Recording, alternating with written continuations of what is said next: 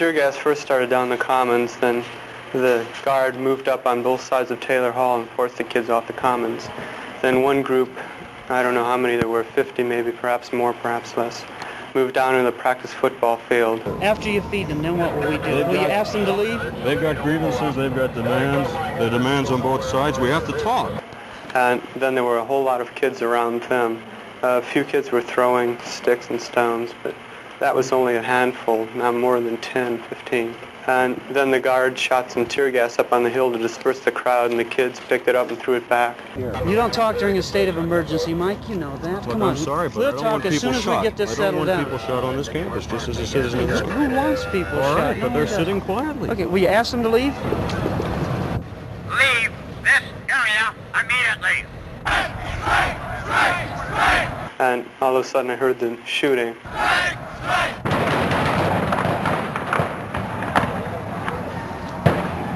And then I saw people dropping to the ground, and then I fell to the ground also, because I couldn't walk anymore. What the investigators have to determine then is whether indeed there was a sniper and whether the guard was justified in firing its weapons, or whether, as some people here believe, the guard, under the pressure of a rock-throwing attack, panicked and fired its weapons indiscriminately, killing 4 people. Ike Pappas, CBS News, at Kent, Ohio.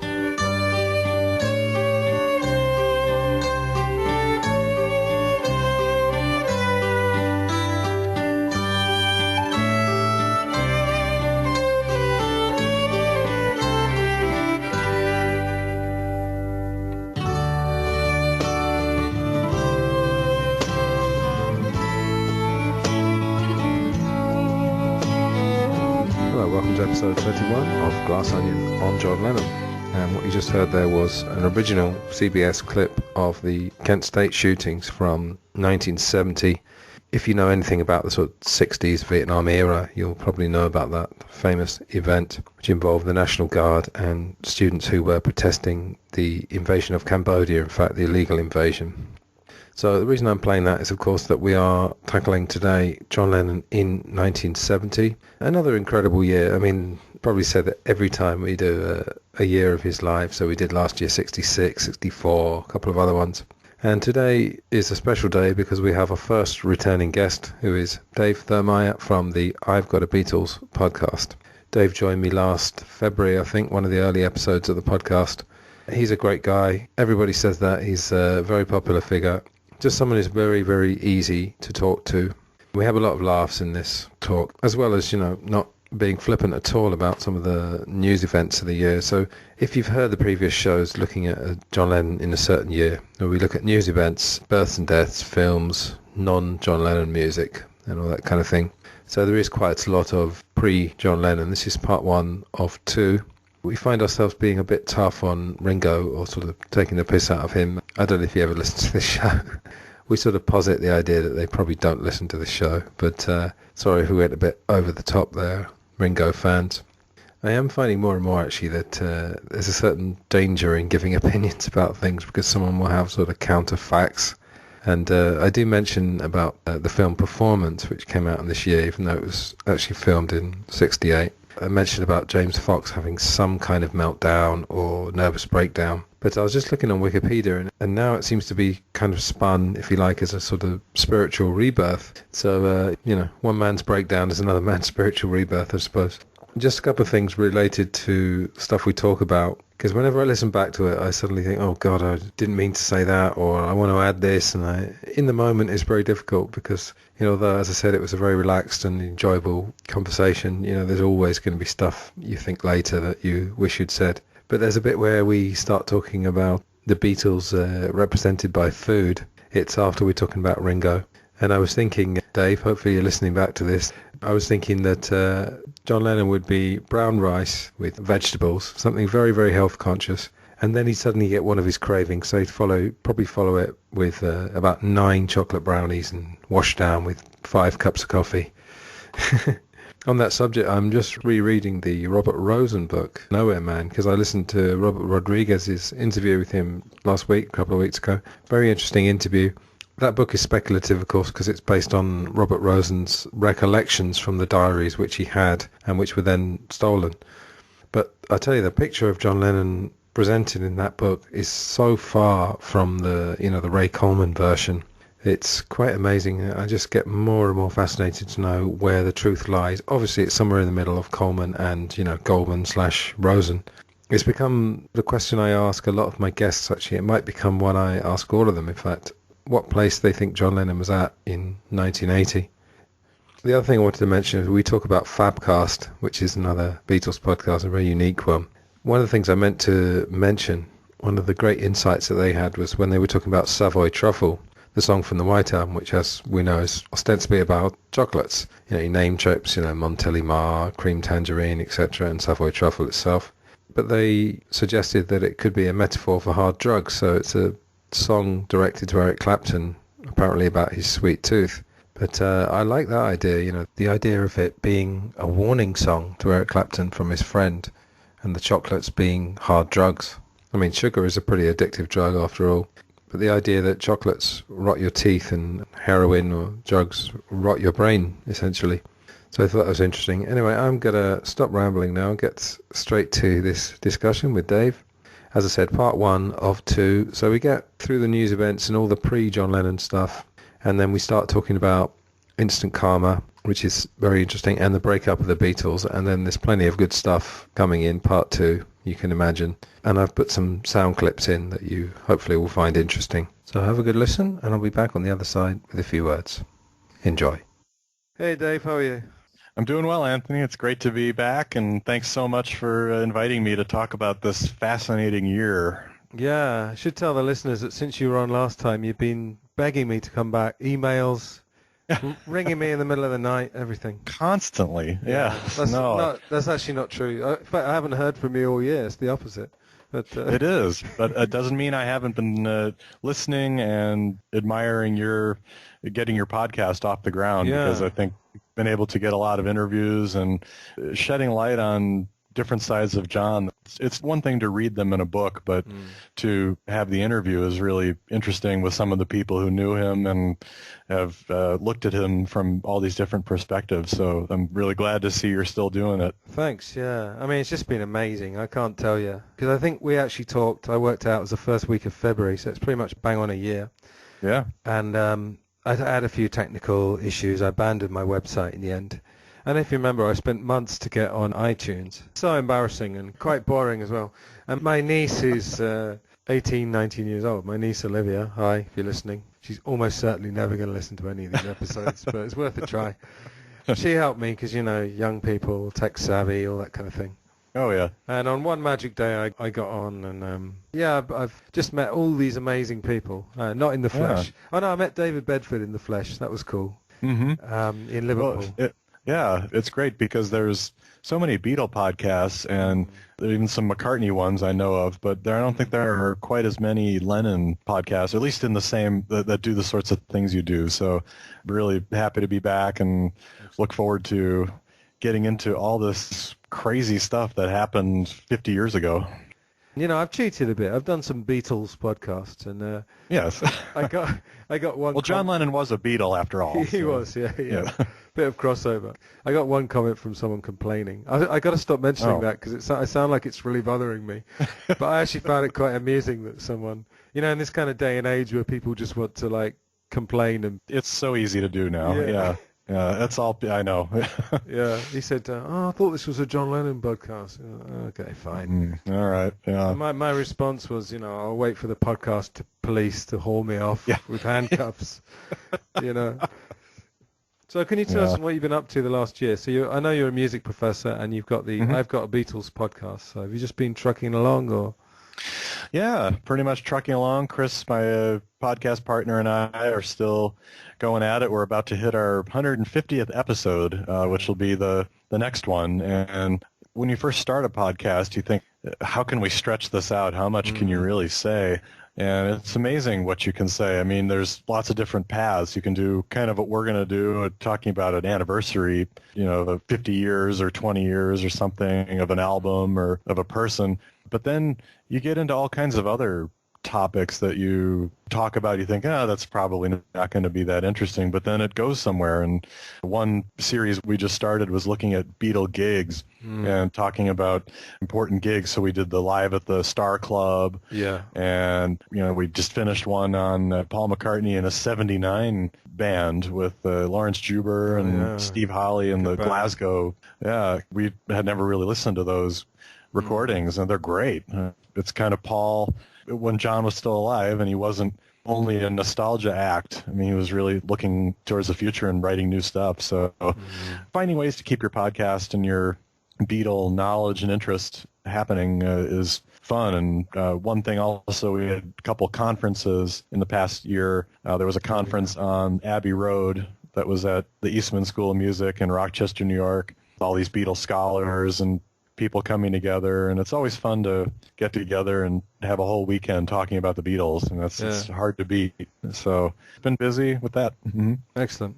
I want to talk about a couple of your shows, because I do listen to the majority of your shows. Obviously, there's so many, but there's 6 or 7. On episode 1 of my podcast, which was more or less a year ago, I went through all the Beatles ones. None of them are the same, Some are more irreverent than others. Some are very factual. They always have something. But I do remember I went to India last year. Didn't make it to Rishikesh, partly because we were in the monsoon season. And I was talking to someone about this. If you do the National Trust tour in Liverpool, the Lennon and McCartney ones, they've really raised the bar because they actually look like they did when they lived there. Oh, wow. But, you saw it on the James Corden video when Paul was in his house. It looked really realistic, like very authentic. Well, I've done that tour about 4 times, to be honest, over a number of years. But no, when I was in India, I was going to say that there's no evidence of them if you go to that ashram in Rishikesh. Not to say they weren't there, of course. But when there's no actual evidence, I mean, there was a video a year ago of Donovan. I don't know if you saw that. No. It's quite funny because Donovan basically has been meditating, I think, a lot for 50 years. So he's very kind of, man. Yeah, or mellow, yeah. And he's going through the room. It's so funny. It's like he's had a combination of lots of weed and lots of meditation. So he's kind of lucid and a bit airy-fairy at the same time.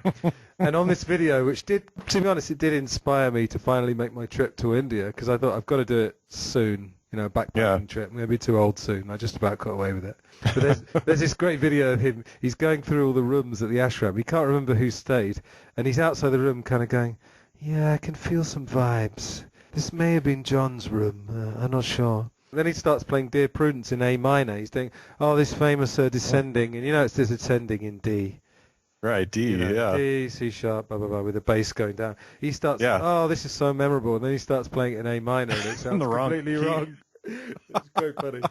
But anyway, listen, when I was in India, I listened to your show about the Hamburg, the German 66 the Munich tour, I got to a place called Varanasi in northeast India. Mm-hmm. And I got to my guest house and I got really sick, finally got, Gandhi's revenge or whatever they call it. Yeah. And I was kind of laid out in this room and, of course, I had my phone and you got all these lovely podcasts, so I listened to your show. So I just remember it because I was in a guest house in Varanasi in India. The other one, I must admit, I do like listening to your shows when you're reviewing an album that I know that you're both going to slate. Because I know that Chris is going to make fun of it and you're going to spend the whole show laughing at him. Yes, well, laughing exactly. at Chris, making you laugh. And when you did the Ringo, I mean, honestly, I don't want to slag off other people's shows, but I just can't see how people can take that seriously. Do you know that is such an interesting comment? Because we were talking about it before we recorded that show, and I was telling him I was listening to those 2 other podcasts. Yeah. They said it was the best album, and it's amazing, and each song is a hit. And I'm like, what are they listening to? I mean, I don't want to be mean, but you got to just call it for what it is. And of course, we're happy that Ringo is still recording music. That's great, and he should do whatever he wants. But listening to it, I mean, listen to the review. Yeah, it's not that great. Yeah. Yeah, he's aging well. No grey hairs at all. Amazing. Yeah. No, I know. I'm always talking about that because Paul got his first grey hairs a couple of years ago. Yeah. They just have defied age. They the grey hairs just suddenly appeared. Yeah, in their 70s. Amazing. Yeah. But was it Money, the one that's got that horrible auto-tune? Oh, that's abysmal. Yeah. I mean, it really is. Ringo's stuff is very accessible. It's very easy to listen to. Yeah. Like, yeah. I think, you could be in a coma and still be able to access it. In the sense of, you know what I mean? It's not... Yes, pretty much. Yeah, you don't have to be functioning on all cylinders. You don't have to be, like, really in the zone. No, So- no. It's music for the people, or for the whatever. I don't know, for the riffraff, everybody. For their non-thinking. Yeah, the The non-thinking non-thinking people. man's Beatle. Yeah, there you go. God, this sounds terrible. I'll edit out some of this, okay? Yeah. I saw it described in Rolling Stone. He was the 2 eggs on toast Beatle. Yeah. The junk food Beatle. Yeah, George would be an Indian curry. Yeah, Paul John would be What would John be? Yeah, ooh, What do you think? I don't know. Paul's the vegetarian. Vegetarian, yeah. Yeah. Well, John went macrobiotic with Yoko for those Macrobiotic, years. right. Yeah. There you go. Yeah, so he likes his bok choy and Yeah. his greens and kale, so yeah. I recently got you onto that show Fabcast. Yes. And Yeah. talking about, every Beatles show's got a different flavour. These guys are just amazing. I mean, they're pretty contentious. No one's going to agree with everything they say. They use this major hyperbole. This is the best shit you've ever fucking heard. These guys Yeah. are geniuses on everything, man. Yeah. But they did a good show, actually, on Paul's last 20 years, or Paul in Yes. the 2000s. That was pretty good. That But was good. I love their energy. And but there's one comment, I mean, I'm paraphrasing because I can't remember. This guy was going, I hear these podcasts reviewing Ringo, the new Ringo. Man, if you got time to listen to the new Ringo, I don't have fucking time for you. Or something. Something like that. And it was just so funny. It was a brilliant rant. It is. They also don't like a lot of the Beatle fans, or kind of the conventions, or the cult of Beatles. These guys at Beatle Fest who walk around wearing Sgt. Pepper costumes and Yoko hair and all this stuff. What's their fucking problem? Or all this kind of thing. And it is what it is. But the thing I like about those guys is the way I talk about it when I listen to lectures, like scholarly lectures about music, if you're talking for 20 minutes and you make me want to listen to the piece you're talking about, or in this case, I listen to Fabcast, I do want to go back and listen to the songs that they're talking about, because they're really energetic and they have usually interesting things to say. So, like, they'll talk about how great Drive My Car is because of this particular riff or this background vocal thing. And then I go listen to it. It's like, yeah, that's cool. I didn't notice that. I think I like the psychology. I mean, I'm a kind of I studied psychology and I've been very into it all my life, really. And they talked about India. They did one about early 68, and they're talking about, when John had those massive, like, pork chop sideburns. Yeah. They did this whole thing about psychologically where he was at, and I thought that was really interesting. And they did a good one on January 69. It's been brilliantly covered by other shows, don't get me wrong, but they just had a different spin. They just looked at the psychology of it, They were actually a big inspiration for my show. When I first started this, I had no idea that my voice would come out as this kind of soothing, welcome to episode 23. Because I don't think I talk like that normally. Maybe I do, I don't know. But so my delivery is the complete opposite of theirs. But I feel like they did inspire me. Like, I'm doing a little bit of what they're doing, without perhaps, their delivery.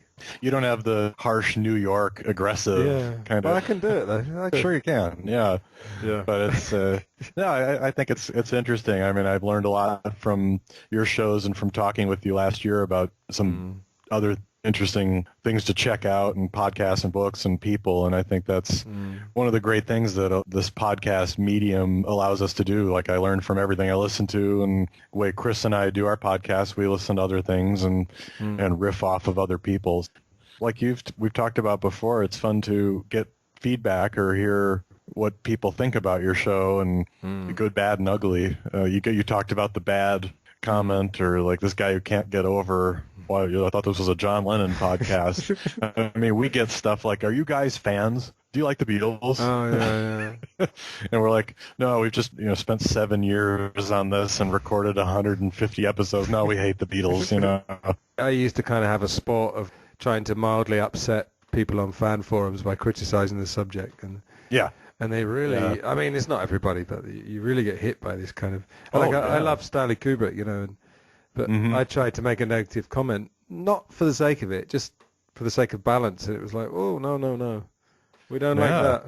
You don't follow the party line on everything, and that's something that Fabcast, or there are a couple others where sometimes they do divert off a little bit, and that's why I kind of like that. And we've talked about in Revolution in the Head, the Ian MacDonald book, I still think about his comments on While My Guitar Gently Weeps, for example, at which most people I think would say is one of George's greatest songs, and he doesn't like it. Explains why. Yeah. And, that's an opinion, and if you can back it up with something, I think it's good to challenge art and have art challenge you. We've definitely entered a phase of kind of major irreverence. Yeah. Let's be honest, I don't think any of the Beatles, maybe they're listening to our shows. That would be a really weird thought, if... Hi, Paul. Yeah. Yeah, Paul McCartney's like in bed with his iPod. He's under the covers listening to someone Glass reviewing... Onion. Yeah. Glass Onion, or someone reviewing Egypt Station. He's thinking, fucking... Idiots. Yeah. Slagging off my music with its special suitcase edition or whatever it's called. Yeah, you didn't get that big Traveler's edition with the lithographs and the puzzle and the... No. I don't collect anything anymore, to be honest. No. I bought the CDs, the White Album and Abbey Road. Not the 6 or 5 CDs, whatever it was, but... Just the remixed ones. Yeah, that one had the issue demos on it, I think. But, I mean, I've been moving around and I don't have a home. Yeah. The one good thing about that is I don't accumulate too much stuff, so... That's true. Yeah. Get what you can online. Yeah. Yeah. Anyway, should we start? We should probably Let's do it. All right, so we are doing John Lennon in 1970. This is a series I've been doing. I did 66, 64, 75 to 80.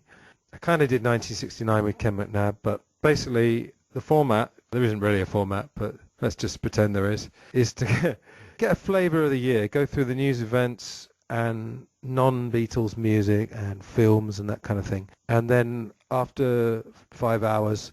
we'll get to John Lennon. No, sorry. So, yeah, amazing. 50 years. And 1970, of course, was what John and Yoko called year one, didn't they, for peace? They did. I know time is obviously man-made. It doesn't really mean anything. But right. Do you like the beginning of a decade, like a fresh start? Well, we're in one now, right? Exactly. With 2020. So, in a way, it makes you cognizant of how fast time goes.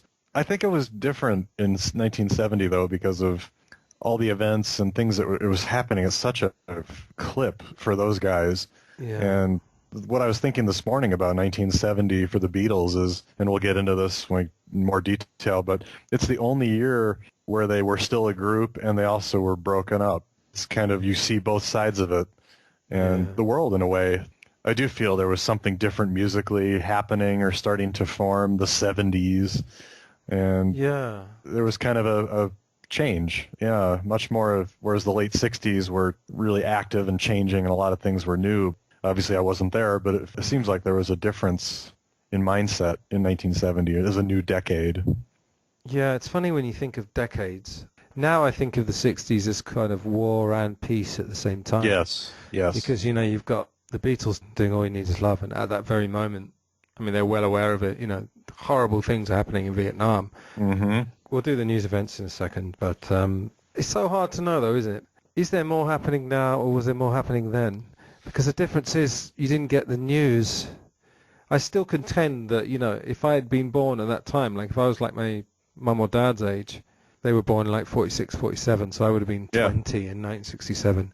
I feel like now, from this perspective, it would have suited me. I would have been a war activist. Everything seems a bit virtual, like it's not quite real, and I know that a lot of that is because of technology, but we can't knock technology because that's the only reason that we're able to do this. Well, exactly. We can't exactly. But does it seem like it was more real then, or organic? What do you think? Or is that just a perception? That's an interesting question. I think of when I would teach my Beatles class, when we talk about the Beatles on Ed Sullivan, and I'd say 70 million people watched it, and students would be like, wow, that's a lot of people to watch it. And I said, yeah, but think about it. There were only 3 or 4 stations. You had ABC, CBS, NBC. Everyone, there was much more of a collective, I think. And whereas now everything is so diffuse and so spread out and, anybody can publish music now, and you don't need a record label. I mean, it's just so much more, in a way, democratized. But yeah, I feel like we've lost the kind of group dynamic or the community, the collective sense of things that was probably much more of a big deal at that time. My mother talked about how she would come home and on the news you'd see the Vietnam War stuff, and it was just always shown, and people finally had enough of it. Whereas I feel like we're just doing our own thing. And also, we're very desensitized. Yes. Because a point I made on my Revolution 9 show, which I contend is the best one of my shows, the most complete, I was talking about the fact of on the news during the Vietnam War, you would actually see like bloodshed, and and it was made very clear. And Walter Cronkite went out, and I don't know if he was embedded with it. He wasn't embedded, I don't know, but it just seemed like it was more innocent in a good way, in that they were informing the public of just horrendous things. But Iraq, for example, 2003 invasion, which I don't even call a war. It wasn't a war. It was a massacre. It was more or less bloodless. Like, I've watched lots of documentaries about that, and basically they don't show anything. What they do is, on a kind of a media trick, if you like, they'll take like one case. Like in England, there was one boy, and they followed him, but it has this funny effect of making it seem like it's somehow isolated. But I think that was a huge difference of Vietnam. The Vietnam was a TV war, but it was also a bloody TV war. Yeah, it was. And you saw the protests. It was very visible and raw because you had the draft. I think that was a big difference, too, between 2003 and, back in the 60s. It really was personal. Like, you didn't want to be on that list and have them draw your number. So it really, I think it heightened the immediacy of everything. In 1970, it was bad times. I mean, Richard Nixon was elected in 68, said he was going to stop the war. Now we find years later he didn't really have any plans to stop the war. He was trying to keep it going. So 1970, it's high war time still, and it's part of the consciousness of all of these guys, even around the world, not just in America. I think the word I always use for these kind of years is heady. Yeah, which isn't really negative. Oh, I suppose it's positive and negative, depending. Intoxicating, heady, intense, Have you got the news item? The news events there. There's quite a lot. I mean, do you want to just pick a couple, and then I'll pick a couple, and we'll just chat about those? Sure. Let's see here. So the Chicago 7. I'm from Chicago area, and that was a big deal. Going into the Vietnam situation, they were an anti-war group of people who were accused of inciting a riot at the Democratic National Convention. Here we are again in 2020. We have a Democratic convention. We have a caucus coming in Iowa on Monday when we're recording here. Some of the famous people that came out of this, you have Abby Hoffman, Jerry Rubin, Tom Hayden, some of these names that came out, and they were all acquitted. There was a big trial. They were acquitted of conspiracy, and then 5 were convicted of inciting a riot and sentenced to 5 years in prison, eventually overturned. So there was punishment for this kind of stuff. So that was, to me, a big thing in Chicago area. Yeah. I'm just going to rattle through a few, actually, because it's quite interesting. The ones that I found, they're kind of a mixture of war and, on one side, progress and things like that. There was the Nuclear Non-Proliferation Treaty. And I'm just quoting here, to prevent the further spread of nuclear weapons, to work towards complete disarmament, and for nations to cooperate with each other in the safe development and use of nuclear energy. So you've got that. Japan becomes a space power. The EPA, Environmental Protection Agency, becomes operational. So you kind of got these positive things on one side. Then you've got the Apollo... Yes, thank you, Richard Nixon, by the way. That of all people. He did some good things. Yeah. Then you've got the Apollo 13... Yeah. Luckily, Tom Hanks saved the day there. Right. Or was it Kevin Bacon? Yeah, I can't remember. Oh, yeah, that's right. Yeah.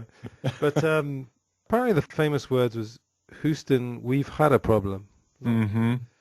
Only an English teacher could give a shit about the difference between Houston, we have a problem, and Houston, we've had a problem. Only I could care about that, honestly. I'll worry about that later. But that kind of lasted, I think, about 6 days, and that was the day after Paul McCartney quit the Beatles. So timing. Yeah. That should obviously be a bigger deal than the Paul McCartney one, and absolutely, obviously it was. I mean, I'm kind of joking. But then you've got this secret invasion of Cambodia, and we've heard all these tapes and everything. Would you agree with me that the word communist was definitely used in an incredibly generalized way? Oh, yeah. It was even back to 1950s. That was the big fear of.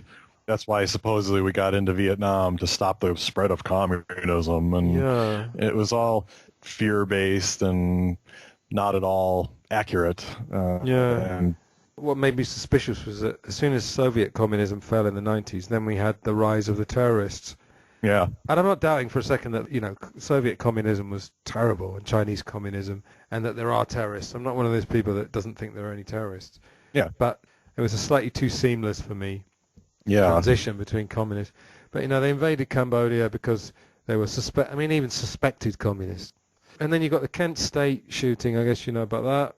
Yeah, that was a big deal. I remember teaching that in a class, and I had a very emotional moment because I was looking at that famous picture of the girl on the street there looking up, like saying why. Yeah. And I was thinking, like, at that time with all my students in the classroom, if something like that happened, I would jump out to save them at that time. It just was very powerful to me. It's like, we got to protect these people. This is ridiculous what they're doing. How can people shoot these kids? I mean, it was just insane. What do you think of that song, the Crosby, Stills, Nash and Young song? Ohio, wasn't it? I mean, it's very direct protest songs. I mean, some protest songs have a more general title, but that one's, not pulling any punches. No. But yeah, they killed, National Guard killed 4 students and injured 9. So it's a very strange time. And then you've got, obviously, Isle of Wight. You had 600,000 people. That's huge. 600,000. I have a colleague or a staff member here who goes to the Isle of Wight. She's English, and so she always wants to take me there. I said, well, how big is it? She says, not that big. And I'm like, how do you get 600,000 people there? Who counted them as well? That was a hell of a job. Well, that's a good question. Yeah. I don't know. I don't think perhaps there were 600,000 people camping. Maybe at one point there's a huge crowd. And I don't know how many the Stones played to in Hyde Park in '69. Oh, yeah. That's supposed to be big. A few 100,000. Mm-hmm. So, I mean, either way, whether it is or not, that's a lot of people. Yeah. I mean, I don't know if you've ever seen the film. I don't know if there's that English guy who's getting really annoyed all the time, the organizer. He's a blonde guy. I can't remember his name, but I think it's called Message to Love. There's a really good documentary, and the footage of Jimmy is just, like, insane. Like, just looks like a creature from another planet. Yeah, definitely. By that time. He very well could be, in fact. Yeah. But then, of course, that's the year that Jimi Hendrix and Janis Joplin died. I'd forgotten that both. I mean, I never think of the 3 of them always together. They lumped together with Jim Morrison, and that was the next year. But yeah, that's right. But yeah, Janis and Jimmy. So, wow. It's just a strange mixture of progress. It's like that Pink Floyd song, all you create and all you destroy. The last song of Dark Side of the Moon. It's all these kind of opposites. So we're creating environmental awareness and nuclear proliferation. Yeah. But then we're majorly destroying Southeast Asia. Right. I've got a very quick quiz question for you, Dave. If you don't mind. Well, you might have seen it on that website I sent you, but the population of the world now is reckoned to be, is it even 7.5 billion? I think, I saw at least 7 was what I saw. Mm-hmm. It's definitely 7. It made me 7.5. What do you think the population of the world was in 1970? 1970. Have a guess, because you might be quite surprised. Okay. I'll say 5 billion. No, 3.6 billion. Oh. So half. Yeah. Just 50 years. Yeah. That's a lot of people. I don't blame you for not knowing that, by the way, because I was really surprised. I just looked on this website. I knew it had spiked a bit recently, but nowadays it's mostly India and China, in fact. Yeah, certain countries, right. They reckon that, at the current rate, something would be 70% of the world would be Indian or Chinese. Any other news from that year? No, just think of it as being a big Vietnam year again and continuing the war and Kent State and the protests and all that. And then meanwhile, you've got Let It Bleed and Let It Be. Oh, you forgot Let It Rot as well. That's right, Let It Rot. The Ruttles album, yeah. That's right, for Neil Innes. Yeah. Yeah. I'm crazy on Ruttles at the moment because I did a show with Ed from when they was Fab. His podcast partner is away, so he's having guests, and Kit's done. Tom Hunyadi, if you know him, he's done one. So Yeah. we're kind of sharing the love. And we did a Ruttles show. It was a commentary. We played the film and then talked over it and pointed out all these geeky details, but it was so much it is fun. great. I mean, it is Amazing. So I think it's actually a good way to look at it with the War and Peace. I mean, Let It Bleed, Let It Be, both sides of it here in 1970. In the middle of it, you've got the Beatles and their first real solo albums, and wow, now what do we do? The Beatles are over. Yeah, but then you get 4 times the music. You know. Yeah, well, that's a good thing. Yeah. Just very quickly, births and deaths. This will take 2 minutes, just because it's so random. So births: Mariah Carey, very topical. Melania Trump. I don't know what the date was actually. Yeah, so she may not be 50. I don't know. Matt Damon, River Phoenix, Naomi Campbell, Ted Cruz as well. Another political. Yeah. And then deaths: Jimmy and Janis, Sonny Liston, Frances Farmer for the Nirvana fans. I don't know much about her, but she was a famous person in Seattle. And Kurt and Courtney named their baby Frances Bean. Yes, that's right. And they did a song, Frances Farmer Will Get Her Revenge on Seattle. Probably should have researched who she was, but anyway. And then Bertrand Russell was a famous philosopher. So nobody really Beatle-related particularly. No. Well, Sonny Liston was on the Sgt. Pepper cover. Yeah, found a tenuous link there. Yes, there's a good connection. Yeah. Albums. Do you want to give us a few? Let's say non-Beatles, non-John Lennon. It's a John Lennon podcast. I have to keep remembering. That's right. So, thinking of albums from 1970 that really stand out, it was a pretty good.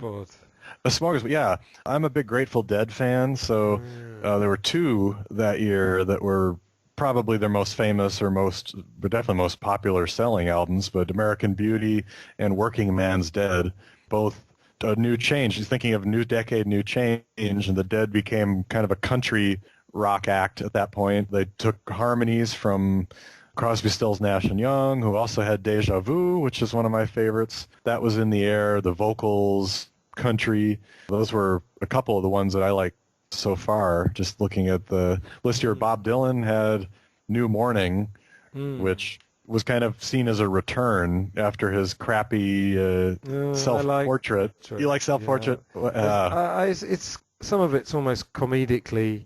Yeah, he did a cover of The Boxer, which is almost comedically. I can't think off the top of my head, but I'm going to listen to that again. And in fact, Grail Marcus, did the famous "What's This Shit?" Awful review. Yeah. When the bootleg series, Dylan's bootleg series, which I've heard nearly all of those, and they're nearly all they're gold. Amazing. Yeah. When the self-portrait one came out, I listened back and there's some great outtakes. And Grail Marcus did an interview, and he kind of backtracked. I can't remember exactly what he said, but he kind of said, when I said, "What's this shit?" I kind of meant, this is weird. Right. It's a bit late, 50 years to suddenly change the meaning of shit. But, Yeah, I don't know about that. Yeah, but I like self-portrait, though. So those were a couple. I mean, there's so many. It's just so much going on. Do you have a couple of interesting ones that you like? Well, more than a couple. But yeah, I know. It's hard. Do you mind if I just read this list? I mean, this is go ahead. Crazy. I mean, Syd Barrett, I'm not mad on his solo, but he made 2 solo albums, Mad Cat Laughs and Barrett, Bridge Over Troubled Water, Simon and Garfunkel, Morrison Hotel by the Doors, Black Sabbath, the eponymous album, and Paranoid. I'm a huge Black Sabbath fan. Moondance by Van Morrison, McCartney, Live at Leeds, which is the live album of The Who. Funhouse by the Stooges, After the Gold Rush by Neil Young, Loaded by the Velvet Underground, Led Zeppelin 3, The Man Who Sold the World, David Bowie, All Things Must Pass, Lola vs. Power Man by the Kinks, Brighter Later by Nick Drake, and then Yoko Ono's Plastic Ono Band. I mean, that's amazing. And that's only a few. I have a kind of database, if you like, of my favourite albums. So I actually picked all my favourite ones from that year. And there are more, Oh, yeah, there's a lot more. Can you just have a look at the singles as well? Just literally just a few. Because again, it's just crazy. Yeah. Let me see. Where are the... All right, so some singles here. Ain't No Mountain High Enough by Diana Ross. That's a classic. Obviously one of the great ones, too. ABC, you know, speaking of Motown here with Jackson 5. And I Want You Back as well. And I Want You Back, that's right. That's right. Another good one. She came in through the bathroom window from Joe Cocker. So he was fresh off of Abbey Road, grabbing that one. I have to say, I always like Raindrops Keep Falling on My Head. That's a pretty good... I noticed there were 3 versions. There are 3 versions, yeah. I don't know, the B.J. Thomas version is the kind of the famous one, but... Which is the one that was in Butch Cassidy, is that That's one? the one. Yeah, that's the B.J. Thomas one. That's probably my favorite. I've probably heard a few. That seems like a song that would have hundreds of cover versions. Yeah, I would think so. But there's a lot of... I mean, you could just go on and on here with these tunes. I'll give you one more of interest here. Go on. God, I don't even know which one to... Well, Santana had come from their big Woodstock... it wasn't their debut, but their first big exposure. And so Evil Way is one of their staples for many years, and one of their big hits. And now I believe Greg Raleigh is singing with Ringo. He's on Ringo's tour. I think he was... You'll probably have to... I think you and Chris will have to do a review of that. I think no pressure. We will. We will. We'll have to do a Ringo Live album here. Yeah, absolutely. Yeah. But Santana was pretty hot, too, at that time. So I think you should go and see Ringo's band. I'm sure you could jump over the wall. Yeah. Yeah, they're coming to Kansas City, I think, so I'll have to grab a ticket. Last time I didn't go when they came here because it was the cheapest ticket was like $150, and I thought it's just a little much to hear Yellow Submarine. And although Chris says he does like all those Toto songs that the guy from Toto sings, so. No, I was suggesting if it's an outdoor concert, there might be a wall you could jump over and get in. Yeah, that's that's like in the good old days when we used to go to Glastonbury Festival, you know. Uh-huh. Are you going to go to Glastonbury and see Paul? No, I haven't been to Glastonbury since I went, I think 4 or 5 times. Probably the 4 or 5 best weekends of my life. Yeah. Party-wise. It looks incredible, yeah. I mean, I'm sure it's still great. It's obviously got very controlled now. And commercial and stuff, I'm sure it's still great, but I haven't really been to music festivals since, I mean, I'm 44 now. Yeah. I think I stopped going when I was like 31 or something. But I'll watch it on the TV with a cup of tea. Yeah, absolutely. Yeah. Lovely. Can I just bust through these singles? Yeah. You got The Wonder of You by Elvis. In the Summertime by Mungo Jerry, which I absolutely love. In the Summertime. Oh, yeah. Brilliant. All Right Now by Free. You've got American Woman. American Woman by the Guess Who. Big Yellow Taxi, Joni Mitchell, The Boxer, and Bridge Over Troubled Water from the album. Come and Get It by Badfinger, Sex Machine by James Brown, Govinda by the Radha Krishna Temple, He Ain't Heavy, He's My Brother by the Hollies, Let's Work Together by Canned Heat. I mean, it just goes on and on. Lola by the Kinks, My Sweet Lord, Paranoid. I'll stop, but you get the picture. I know. These would all have been on vinyl. They often would have had, the albums would have interesting artwork. Yeah. Probably quite groundbreaking, musicality, maybe with Eastern instruments. I'd like to make a playlist of a lot of these tunes. It would be great. Yeah, let alone, we haven't even talked about the Beatle ones, too. Well, let's talk non-John Lennon then. So the other 3, we got albums from all of them, didn't we? Ringo. Yes. Ringo even did 2, did he? Yeah, he's got Sentimental Journey and Beaucoup of Blues. Yeah, they're okay. I think he genuinely liked country, so... Yeah. I mean, at least he wasn't auto-tuning then. Yeah, that was pretty awful. Everyone should be ashamed of themselves who was anywhere near that session. But what about All Things Must Pass? Yeah, we just recorded a podcast looking at part 1 of that because it's so big that we just talked about the first disc or the first record. I feel like the first Beatles solo albums are really hard to, except for Ringo, because he didn't even write hardly any of the tunes himself. But the others, it's so tied up in the Get Back sessions or the January sessions or the late Beatles, because All Things Must Pass, you can count a handful, probably 6, 7 songs were started during those sessions or recorded even. Yeah. And same with McCartney with his album doing Teddy Junk. Boy and Junk, right. And they was all in that aura at the time. So All Things Must Pass, I think, must have just been a explosion to see George come up with literally explosion with the Wall of Sound and Spectre, and it must have been a big deal. And they're great songs, and where's this guy been? You know, Yeah. he's been sitting on a lot of material. We're going to talk about Phil Spector also when we get to Plastic Ono Band. Right. But how much do you think his production worked on All Things Must Pass? We've had a talk sometimes about, did Phil Spector ruin Let It Be or ruin All Things Must Pass? I think on a couple songs it doesn't work. I think on Let It Down, for example, that's a sweet song, and it starts out as bombastic, like the earth is bum, bum. It's like way too much. But I think for other songs it works well, like Isn't It a Pity or What Is Wah Love? Wah. Yeah, What is Love? Right. Oh, right. great. I think it needs that grandeur, that sweep, that kind of big sound. There are a couple songs on All Things Must Pass that don't have the Spectre treatment, like Apple Scruffs or if Not For You, and I think they work well, but I don't have a problem with Phil Spector as much as some people do. I love his early stuff. I love his... me too, yeah. Yeah, it's hard to beat, so it works well, I think, on All Things Must Pass. Yeah, I'm trying to imagine at what point he kind of proposes bringing in the Wall of Sound. I suppose by then everybody would have known, but you can imagine like George writing this sweet love song. It's like, yeah, George, that's really great. By the way, now we've got 48 violins, nine drummers, and 6 bass players. And we've recorded 8 tracks of acoustic guitar on this one. And yeah, you just wonder because, I mean, obviously we know like drugs, even if it's just soft drugs, you know, weed or whatever, were around, you know. And I think according to what's his name, Nicky Hopkins, the piano player on Imagine, really amazing piano player. Yeah. He kind of said in many interviews that John Lennon used to tell the musicians, you know, don't roll up any joints until we've done the session. Let's get 5-6 hours done, then we can all relax. But you have to imagine that they're all kind of under the influence of that to some extent, whether it's actually at the session or not.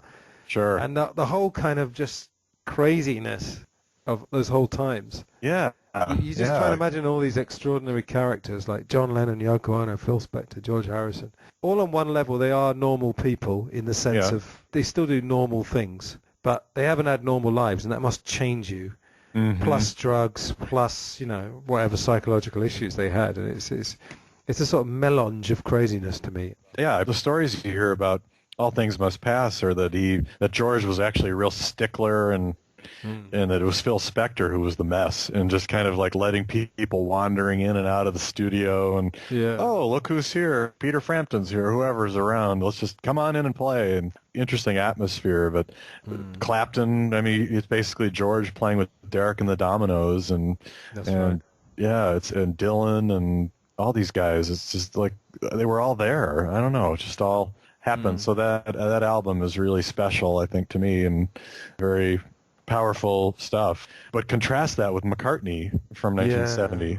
You know, it's like the opposite. Are you a big fan of that? I mean, a lot of it is context. You know, the first time you hear an album, it might be at a particular time. I think I heard that like really early in the morning or something like that, and it just absolutely hit the spot like the first time I heard it. So it's not always easy to be objective. I think it kind of falls away towards the end. Like, I mean, I imagine it's probably only about half an hour long, and at a certain point, let's say runs out of steam, like there's a bunch of instrumentals, and you're like, well, okay, one of those would be fine. And but no, in terms of the spirit of it, I really like it. Yeah. And so interesting to have, you know, I said these 3 utterly different albums. Yeah, and utterly brilliant in all their own ways, I think, too. Even McCartney, that was sort of like you. It's like, well, it's got Maybe I'm Amazed and Every Night, and then the rest of it's kind of homegrown stuff. And but I have to say, from a musical perspective, it's tough to top. To play those songs the way he does, even something simple, you think it's simple like Junk, it's not simple to play it, and it's really creative stuff. And I've grown to like the McCartney album a lot more. Do you think it's maybe a reaction to, well, I don't know the time frame, because that came out, I guess, right when the Beatles sort of split, or when he officially announced it, right? It was kind of... Yeah, well, he retreated around October or November 69. Okay. He was having this kind of nervous breakdown. Yeah. I think it was December he actually started recording. I might have that wrong. He recorded some at his house using that 4-track, and then he went to Abbey Road. So it's back end of 69, very early 70, I think. Okay. I always loved his guitar playing. Like those lead guitar lines, or maybe I'm amazed. The fact that they're not actually pulled off technically perfectly, I think adds to the rawness. I mean, Yeah.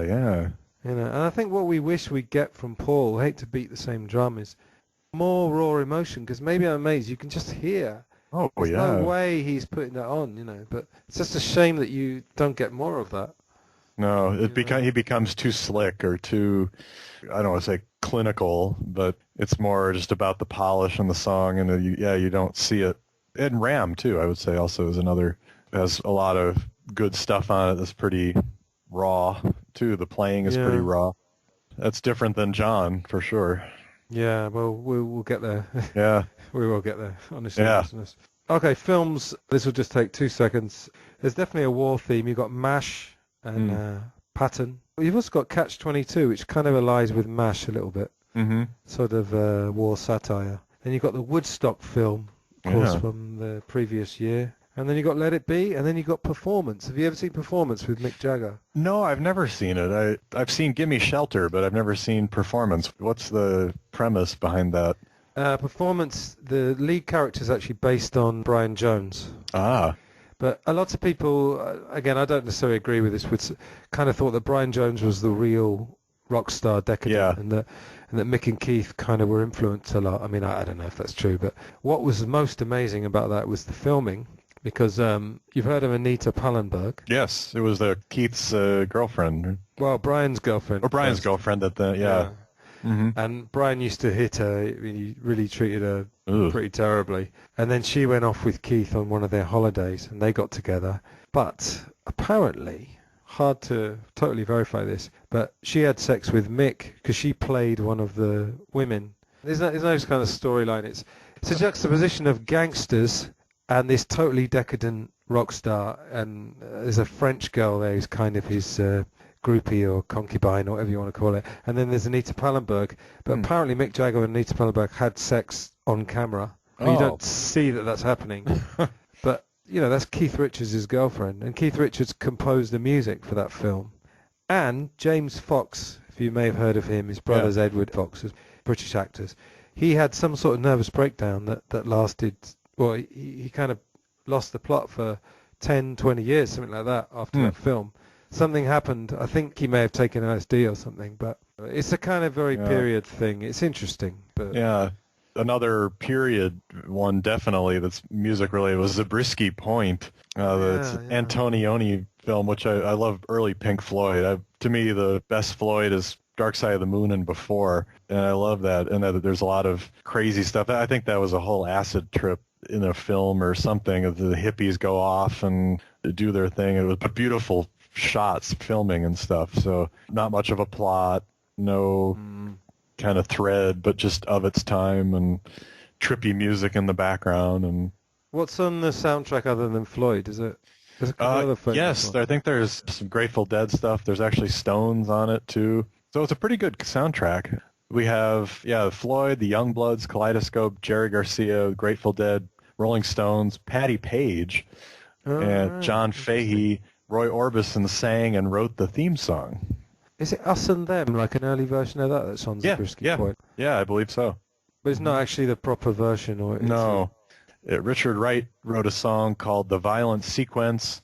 And and then Antonioni said it was too sad and reminded him of church, so then it became Us and Them, which was released later. So that's one of my favorite Antonioni songs. Beautiful song. You've seen the Pink Floyd at Pompeii. Yeah. When they're recording it in the studio, and David Gilmour is doing all the guitar licks, and it's amazing. Yeah. And I think Brain Damage as well. He's overdubbing the guitar on that. Yeah, it's brilliant. They're so posh as well, aren't they? I know. They're I think we need. I think you need to adjust the bass strings and. I'm slightly exaggerating, but they're so posh. Like very posh. Really are. Like, but you know, posh people can be decadent rock stars. You know. Yeah, of course they can. I know.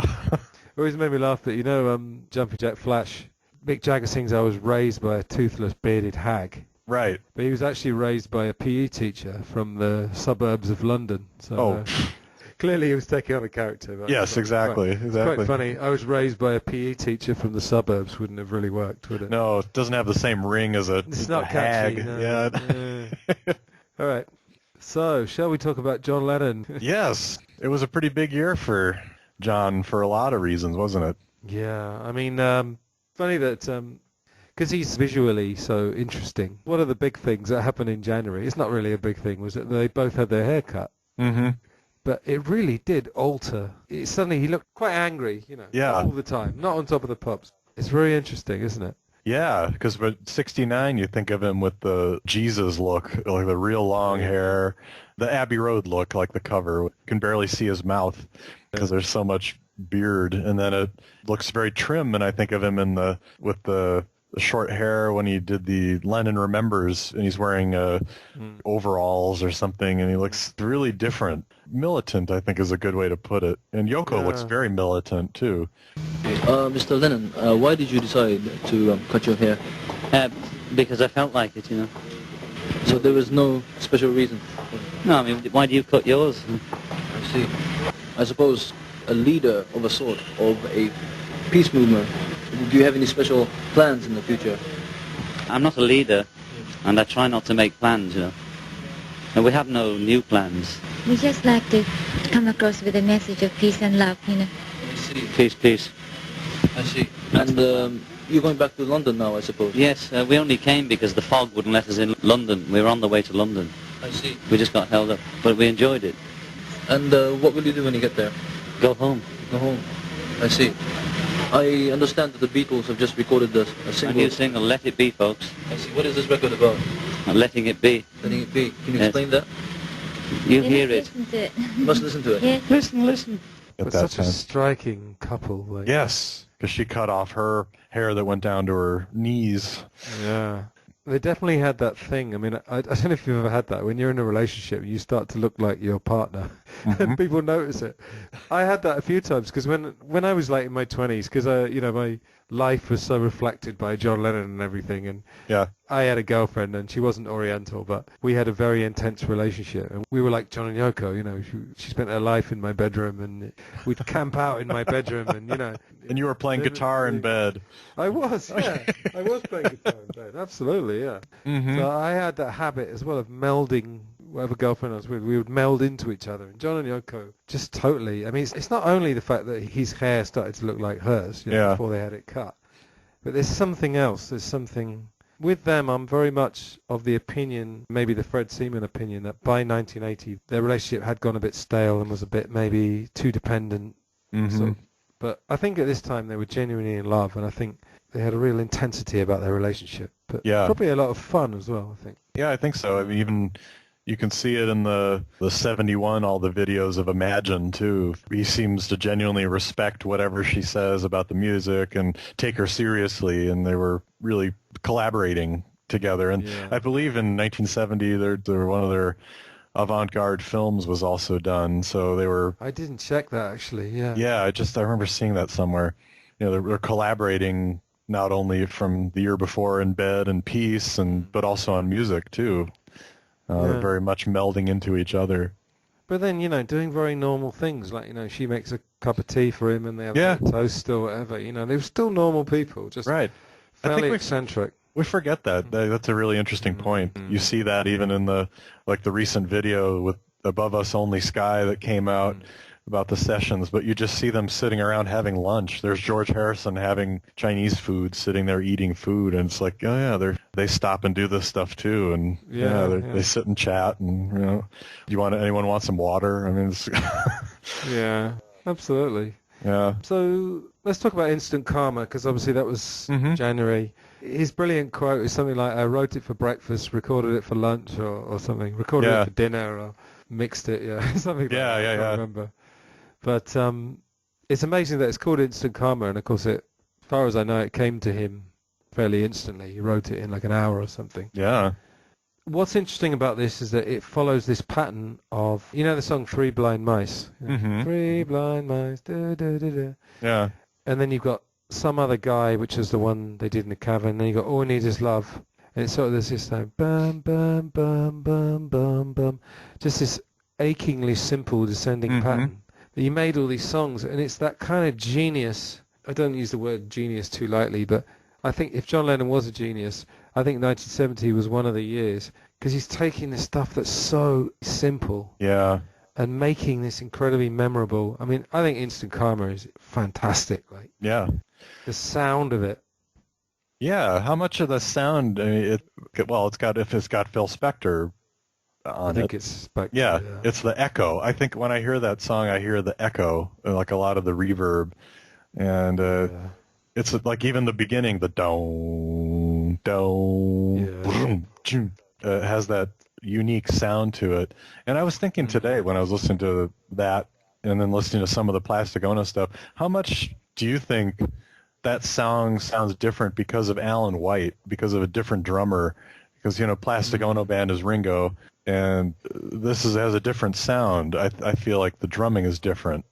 Yeah, I think for the Plastic Ono Band album, which we'll get to, Ringo's just got that very solid. It's very distinctive. Yeah. Even when he's just going doom doom ch doom doom doom, or like Mother or something, you can just somehow hear it's Ringo. Yeah. I think Alan White's lighter. Most people have a lighter touch than Ringo, which isn't even a criticism, because you need that solid thing a lot of the time. Yeah.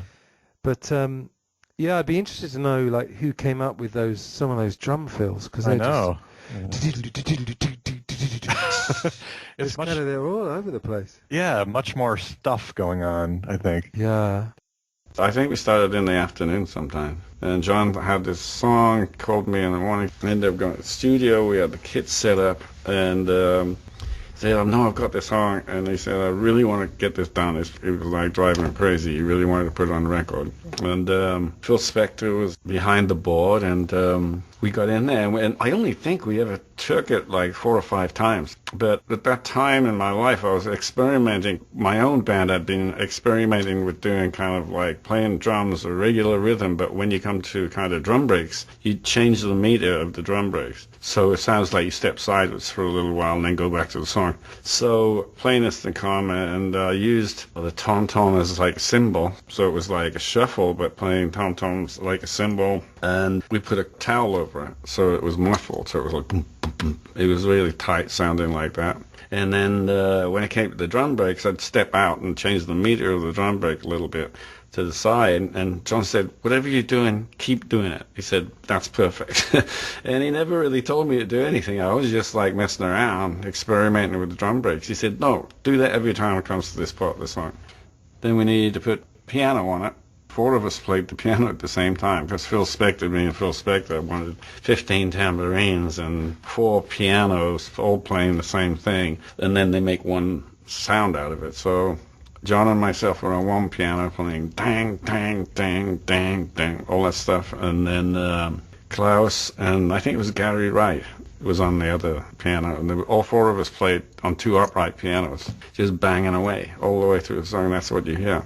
I mean, George also plays on it, too. Yeah, I think just one of the pianos. Oh, was it guitar? Says he plays guitar and piano backing vocals, but I don't even think of that song as having any guitar on it. Maybe just he was going like, ching, ching, yeah, just kind of chunking out some chords. Chunking it out. I had a look at it. Was obviously Klaus on bass, Alan White drums, John on piano. I think, George on guitar, Billy Preston on organ. And then obviously later on, they recorded at Abbey Road, and apparently Billy Preston and Mal Evans went to a nightclub somewhere in St John's Wood, I suppose, and sort of commandeered a bunch of people and said, "Oh, do you want to, sing on a John Lennon?" And they obviously, yeah, well, why not? And they were all pretty, I think, half cut by the time they left. So all these people started traipsing through the door, and I'm looking at them going, "This is not going to be easy to get them all singing chime and in tune," because, they'd been drinking all night. Anyhow, John and myself and Klaus, we all stood at the front conducting like this and gave them big signs saying, "This is what you have to sing." And we managed to actually get them all singing in tune. So that's what you actually listen to on the record. So it was a pretty interesting evening. Do you know how many people are actually on that record? No. Like 20 or... I don't know. I don't know if they actually found how many, but it sounds like they're pretty hearty singers, if nothing else. But then, it could have been doubled. Yeah, that's true. Or tripled, so, who knows. Yeah. It sounds like it's about 20 people or something. Yeah. But John, of course, asked for 50s but modern or something. Mm-hmm. And that's exactly how it sounds. It's like a throwback, but it's incredibly modern sounding. And that bass, that sort of Yeah. I love his bass playing, actually. Me too. Klaus is very, I don't know if he's underrated, but he's very solid and sometimes does some really interesting things too. Yeah, he does. It wasn't just root notes. No. What do you think about the lyrics or the whole idea of instant karma, or what does that even mean? I don't even know what that means. Yeah, well, I'll tell you what I kind of intuit, and then I am going to read something actually about it from a music book. But I mean, there's definitely some hippie stuff in there. There's some key lines. Pretty soon you're going to be dead, meaning live for the moment. It's up to you, that kind of thing. I don't know what instant karma exactly. I suppose it means, because I don't know if you know this, but there's two meanings of karma. There's a Hindu idea of karma, and then I don't know if it's a Christian idea, but in the Hindu tradition, your actions don't make any difference. It's just your karma is your destiny. But our sort of Western idea of karma is that what goes around comes around, that if you're a nice guy, then you'll get good karma. People say, oh, that's good karma. Yeah. But I don't think he rationalized that phrase. I think he just meant that maybe there's an immediate reaction to everything you do. I mean, that's a terrible explanation, I know. No. I never heard John Lennon explaining it. So I think instant, because he was very instant.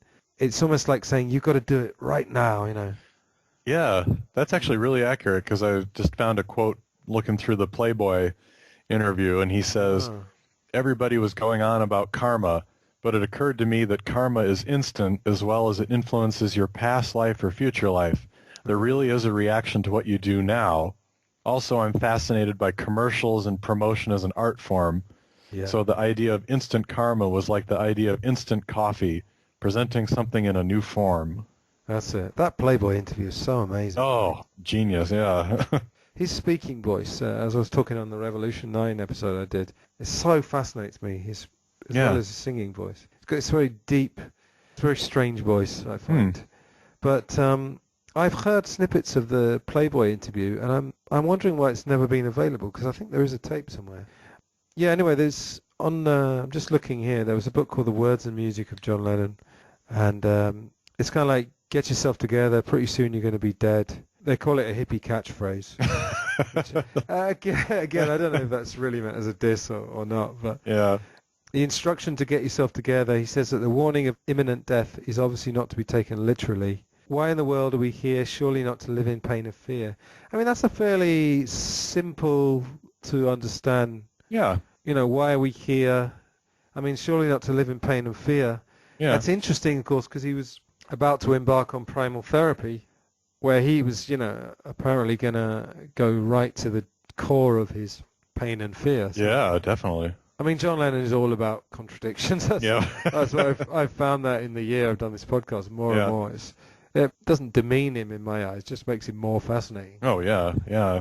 Because the contradictions are just amazing. Everywhere. Yeah, well, take the stuff he says about the Beatles in 1970 and then what he says 10 years later in 1980. It's, oh, that song was trash. Oh, that was a pretty good song. Yeah, when we get to Lennon Remembers the interview, I'm going to posit the theory that primal therapy kind of almost created that. So, yeah, Instant Karma, so it was recorded at the end of January. It was released at the beginning of February. And then 5 days after it was released, the 11th of February, there's actually two different takes of Top of the Pops. But Dave is going to explain to the listeners exactly what Yoko knitting to this song means, aren't you? Well, I'd say it's a step up from the video of 69 in Toronto when she's in a bag. Yeah. And then, does the other Top of the Pops one have her in the bag, or is it? No, the other one is her blindfolded. Oh, blindfolded, that's right. Holding the cards. And I mean, the cards say smile and hope and peace. So that makes sense. It's all positive, yeah. But the knitting, I don't know. I got to think about that one. I can't come up with a all right, get back to me next week. I will. There's something about her that I don't want to go into the ins and outs of what her personality may or may not have been, but there's something just quite, what's the word? Ballsy. Yeah, definitely. There's just something wonderfully eccentric. I mean, I'm a bit of a sucker for eccentricity, I've got to say, And I'm sure it was done with a sense of humour as well. I'm sure they weren't. Yeah. Just wasn't going, John, I'm going to knit. This is a very serious statement about the world. No. Probably just said, oh, Yoko, why don't you knit or do something? Yeah. Hang out in front here. Why don't you're knitting? Why don't you take your knitting? Yeah. I mean, the bagism, I've actually discussed this on the podcast before. That makes perfect sense. In that if you went for a job interview in a bag, they wouldn't know your skin colour or different things. I mean, that makes perfect sense to me. But I think, they're making fun of the world to some extent and making fun of themselves. We're willing to be the world's clowns. So Right. Yeah. And then when they had their hair cut, they donated, this is bizarre as well, they donated their hair to Michael X, who was... He was a radical, wasn't he? Something to do with Black Power. Yeah. But they donated their hair in exchange for a pair of Muhammad Ali's blood-stained boxing shorts. Whoa. Strange days. Yeah. Very heady, like you said. Very heady. Yeah. Real interesting. I had Dan Rector on my show. That was amazing. Yeah. And I asked him, what was an average day with John Yoko? And he said, well, John was very creative. Like, the creative thing was just going. And I said, were there drugs involved? And he said, well, he normally had a joint going. And Dan was very positive about John Yoko. And I wasn't looking to dish dirt. I think it was kind of off mic or something. I sort of said, well, do you think he was a bit kind of wishy-washy, if you know what the expression means? And he said, yeah, he was very... Fred Seaman said John had an electronic buzz going the whole time in the decoder. Yeah, I remember that. He had the radio, probably was reading a magazine at the same time. I think John Lennon did admit in some interview, maybe Playboy, he did kind of maybe not research things. I mean, yeah. There's a naivete, I felt, like a lot of the political stuff was kind of naive, especially comes off nowadays as kind of naive, and that could be a good example of it. I really admire what they tried to do, Yeah. I don't feel like John ever did anything half-assed. Like, he did it. Even if he was wrong, he still went 100% at it. Now, I think, looking back, some of the causes might be questionable. It's just because I don't think they'd researched them. Right. Yeah. I mean, I think the bedding, depends how you look at it. I think, the famous Al Cap. Yeah, so the interview where they're back and forth. Yeah. Yeah, we just talked about it because I just did a show on the Imagine 88 film, Yeah. Really, really good film. Yeah, it is. And Gloria Emerson as well. They were kind of an easy target to say, well, you're not saving any lives to stay in bed. But I like to think, like we said, that they were sincere. That's the thing. Yeah. And John Lennon, as I said, massive contradictions. He was kind of naive and streetwise at the same time. Yes. He knew how the world worked, but then he'd do things which seemed very naive. Yeah, exactly. Amazing. Yeah. All right. So next thing we're going to talk about is obviously the breakup. So are you aware that Paul actually told Life magazine in November '69 that the band had finished? No, I hadn't. Yeah. I didn't know that because we always hear it's the, John went in that day in late '69 and said I want a divorce, and then nothing happened until Paul and next year. Yeah, John was September because it was straight after Toronto. Mm-hmm. No, this came out of when I had Ken McNabb on my show. We did nearly 4 hours. It was because I don't know if I told you earlier. I was on a show recently talking about this. His book is month by month, so we did about an hour and a half, and we'd reached May. And sorry to my listeners for keep saying this story. I've said it about 4 times now, but we couldn't go from May straight to December. We had to go through every month. Naturally. So much. Do every month, so we did nearly 4 hours. Basically, when Paul was accosted by a journalist, when he went off to his farm, it was November '69, accosted by a journalist, and he threw a bucket of water over the journalist. Yeah. And someone took a picture of him. I remember that picture of him looking pretty mean. Yeah, because I thought the story was he took the picture back in return for a short interview. And anyway, he said to the journalist, quote, the Beatle thing is over. And it somehow got missed by everybody. Yeah. It was weird. I think it was in the article, so that was a bit strange. Wow. But I always thought the April 1970... That's the one, yeah. That's where I thought of it, yeah. It almost seemed a tiny bit of a stretch from that questionnaire to sort of... what was the headline? Paul is quitting the Beatles. Yeah, Paul's quitting the Beatles, right. Yeah, I mean, I guess he was saying that. Do you foresee a time when the partnership... He said no. Yeah. I don't know how final I thought that was, but... Yeah, and then now with the whole Mark Lewison tape discussion that even more shedding more light, I guess, on that period or what they were actually thinking after Abbey Road, if they were actually going to continue. And none of us have really heard the whole thing, I guess. So I don't know. It's hard to know, but I just feel like they may have been just changing their mind. I mean, Ken McNabb said this, that for researching his book, he just found John Lennon to be very unreliable as a... Yeah. Not surprised. yeah, not surprised. Yeah. Part of his appeal, I would say. Yeah. What do you think is the effect of the breakup on them, psychologically? What would you say? Well, I feel like it's, if you want to go through all of them quickly, I guess I mean, Ringo, in a way, Ringo had the most to lose because he was the least musically proficient Beatle in terms of writing and singing his own material. He had to rely on everybody else. So I think he was probably hurt the most. You're the drummer. He's kind of the anchor. And then George, I think, was extremely happy because he finally, as we said, when we're talking about All Things Must Pass, he finally could let loose, and the other guys weren't taking his music that seriously anyway. So I think he was pretty happy. Paul, as we know, after the breakup stuff in 1970, he was having a lot of problems. He was drinking a lot, and really, Linda said he was very depressed, and kind of, all the fighting started with back and forth, so probably not well. And then John, I feel, the whole thing about John is that mixed message. You get the tough exterior, like, I don't need these guys, I've got Yoko, I can do my own thing. But then we know it's more complicated, and I think it definitely hurt him, and he was sad. And the fact that he kept playing with Beatles through those first couple of years, I think, like, he always had George or Ringo or somebody around. It meant that he could never really just break off. So... I don't know. I think it was a really contradictory thing, of course, like everything with John.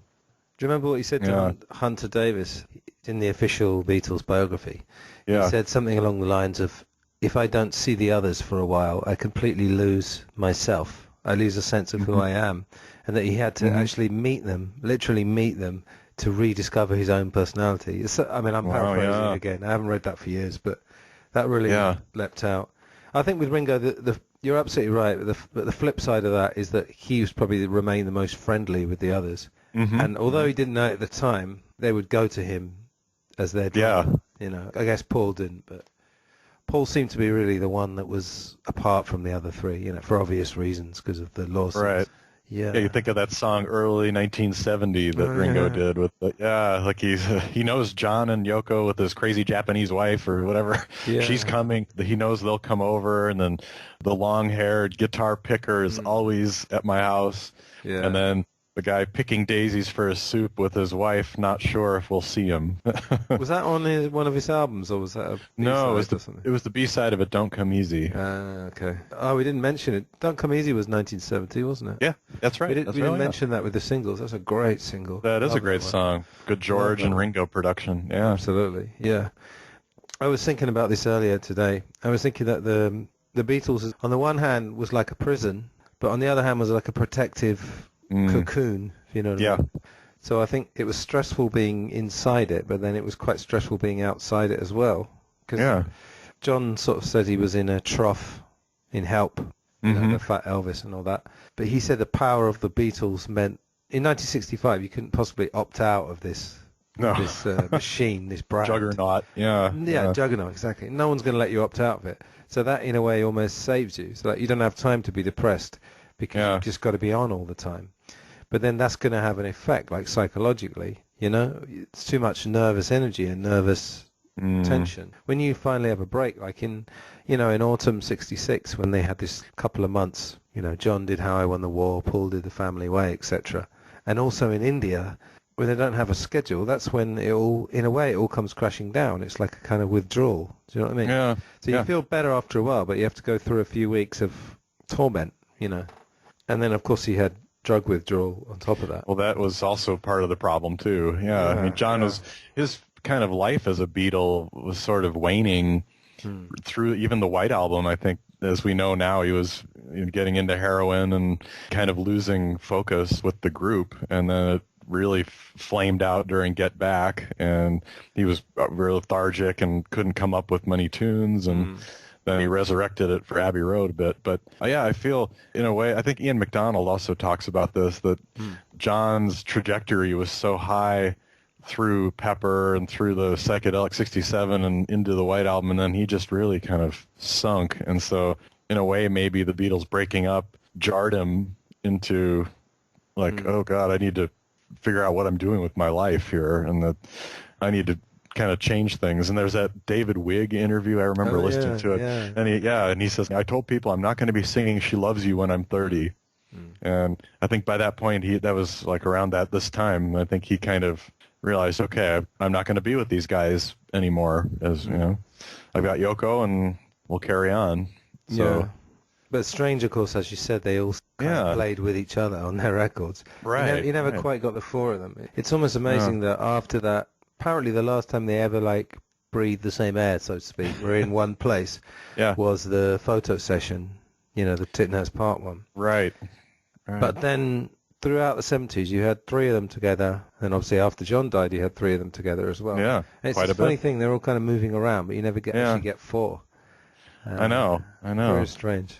Well, and also, how much do you think with Breakup? I mean, it was John's band, as he was the leader and started the band. And do you think it really affected him psychologically too to see his band disintegrate? I'm not sure whether he still thought it was his band. I don't know. Yeah. I think he probably realized that it had morphed. I can't remember who it was. Tony Barrow or Tony Bramwell. I always get them mixed up. One of them said it went from being John's band to being Paul's band as early as 63, 64. Oh yeah. I wouldn't, I wouldn't. I don't think so. Wouldn't totally agree with, but no. In terms of smartening them up and stuff, I think in that sense, and in this kind of PR thing, because if you think about the difference between, you guys did a talk about the Hamburg. You did an episode about the Hamburg tapes. The difference from that to the Raw Variety, say. Oh yeah. How clean. Night and day. Yeah. Yeah, and how we got to go to bed now. Yeah. We're going to do our last number. Yeah. No partying all night and throwing guitars and drinking and. Well, of course there was. No, I think there was partying all night. There probably was after. They didn't say it that way. Yeah, exactly. Yeah. Yeah. But all that stuff with John, again, I've done so many shows recently on my show and other people's shows. I'm just in this whirl of, I don't know who I've said, what I've said to who. Oh, yeah.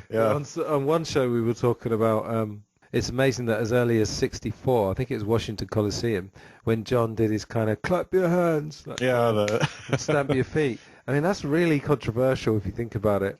Doesn't age well today. It doesn't age well, but if you think for then, I'm amazed that it didn't get picked up. But I think that was his last attempt. He also said he used to loosen his tie a little bit and undo his button. That was his final attempt. It seems like he did kind of make a decision. He said, all right, Brian, make me a millionaire. I'll do whatever you want. Yeah. I'll completely, quote unquote, sell out. Right. But then he needed that tiny bit of rebellion. Exactly. I'm just going to undo my tie and see whether Paul or Brian notice, Yeah. kind of thing. So there you go, friends and listeners. Part 1 with David Thurmaier. I've got absolutely nothing to say for this outro. So, what shall I do? Just talk for the sake of it? Or shall I move swiftly to the end, the conclusion, the end music? I think I'll do the latter. Or maybe I won't. I hope you enjoyed that anyway. It was very enjoyable. I found the Alan White clip, by the way. That was the guy who was talking about the drumming and the piano and then the singing on Instant Karma. He played on the Imagine album. Him and Ringo sort of alternated as John's drummer around the early 70s. Well, this is fun, isn't it? Talking when you've got no idea what you're going to say. It's good. So I put those clips in subsequently. So Dave and I were kind of wondering about who played what on that record. And I think on Wikipedia they say George played one of the pianos, but according to Alan White, it wasn't. But I think in the end they're just more or less playing the same part anyway. It's interesting, that sort of communal thing where John Lennon does quite a bold move of bringing in a bunch of people from a nightclub who, as Alan White said, are sort of half cut, and hoping that they'll be able to sing, I mean, the Beatles did that thing with Hey Jude in the David Frost studios. They'd done that communal thing as well, give peace a chance, obviously, a year before Instant Karma, or 6 months before, really. He loved that, and the idea, I think, of ordinary people being on a record, and that you don't need professional singers, although, as he found, you often need to spruce it up a bit in the studio afterwards. If you remember the interview with Ken McNabb last year, he said that only about 30% of the voices on Give Peace a Chance were the ones actually recorded in that hotel room. The kind of fact you don't want to say too much because, you know, it breaks the illusion. But anyway, yeah, Instant Karma's a record that absolutely fascinates me, and that was one of my favourite parts of this talk. But there's loads to come in part 2. So obviously we talk about Primal Therapy, we talk about the famous Lennon Remembers interview, and the Plastic Ono Band album. And that will be out in about a week, I think. I'm still good for this schedule of weekly podcasts until about the beginning of May. And then I'll decide what happens after that. Still thinking about a general podcast, but I'll keep you informed about that, dear listeners. So anyway, thank you very much for listening as ever, and I'll see you in a week. All the best. Goodbye.